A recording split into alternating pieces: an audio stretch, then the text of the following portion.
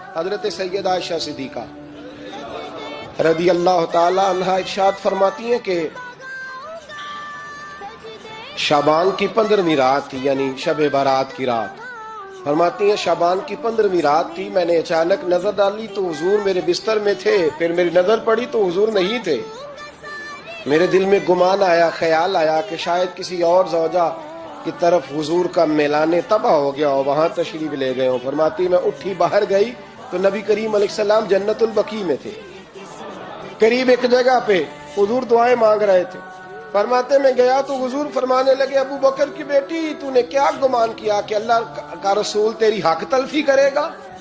عرض کی حضور آپ مالک ہیں، کہیں اور جانا چاہیں تو میری طرف سے پابندی نہیں۔